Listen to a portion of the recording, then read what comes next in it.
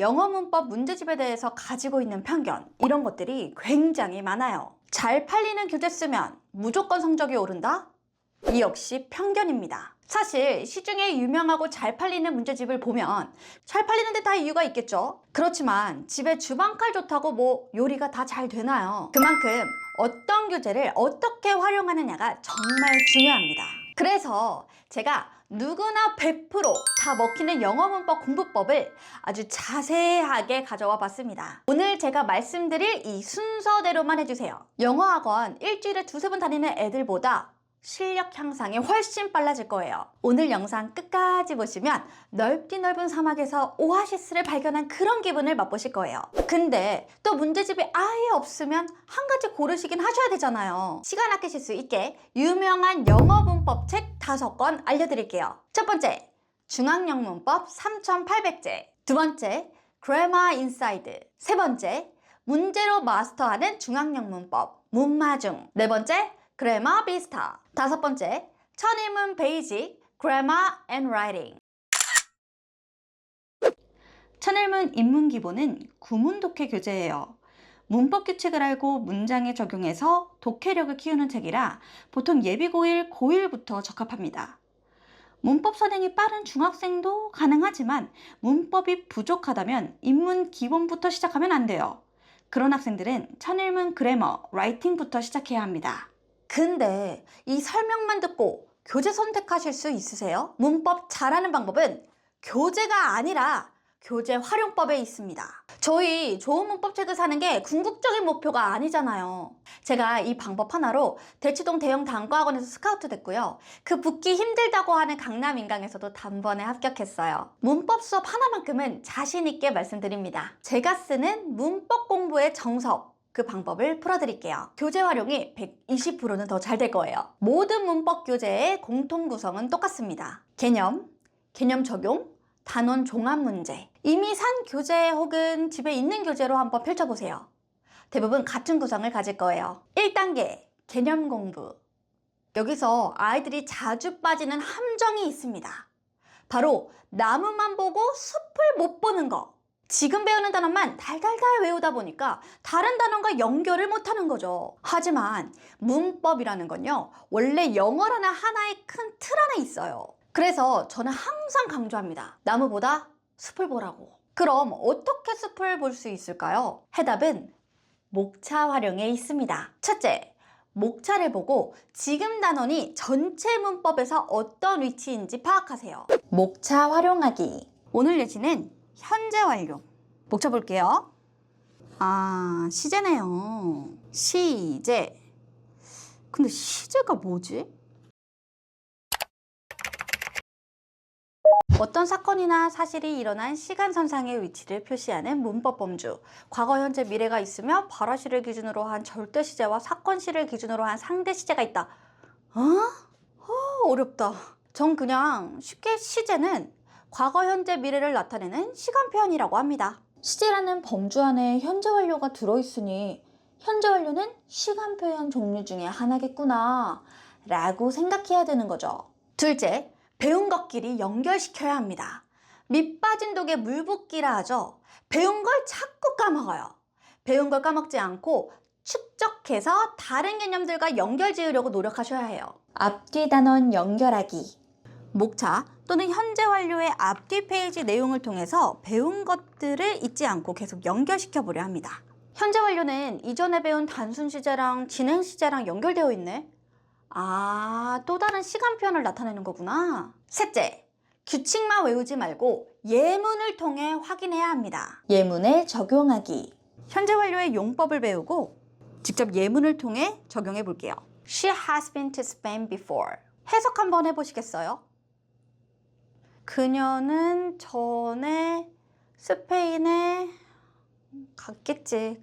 스페인에 갔다. 대다수 아이들이 has been, 이걸 어떻게 경험으로 해석해야 할지 생각을 안 합니다. 그냥 대충 끼워 맞추죠. 개념은 개념 따로, 해석은 내 마음대로 한다는 거예요. 무조건 개념을 적용해서 넣어보겠다는 그런 의지로 예문을 꼭꼭 씹어 먹어야 해요. 이 과정을 거치면 아이들이 드디어 깨닫습니다. 문법이 하나로 연결되어 있는 거였어. 그 생각이 드는 순간 아이 문법은 잘할 수밖에 없어요. 2단계 개념 적용 문제. 여기서 절대 하면 안 되는 실수가 있어요. 개념 보면서 문제 푸는 거예요.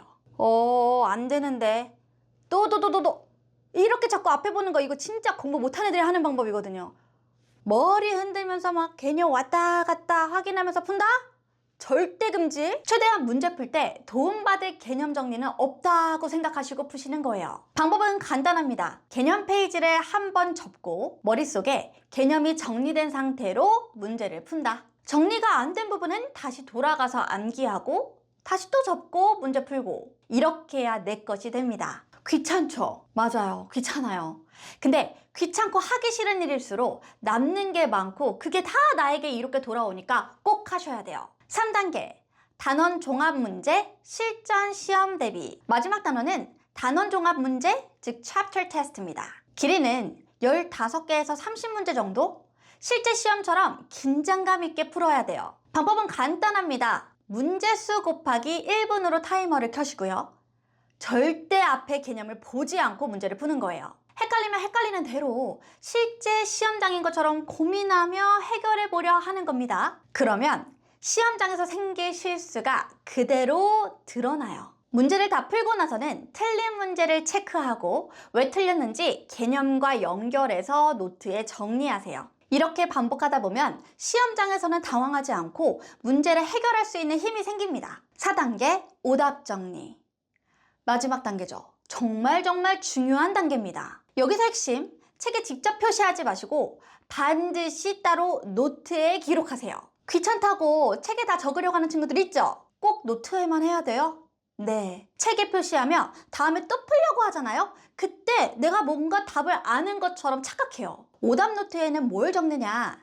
틀린 문제, 틀린 이유, 그리고 관련 개념, 그리고 다시 푸는 전략까지 한눈에 보이도록 정리하셔야 돼요.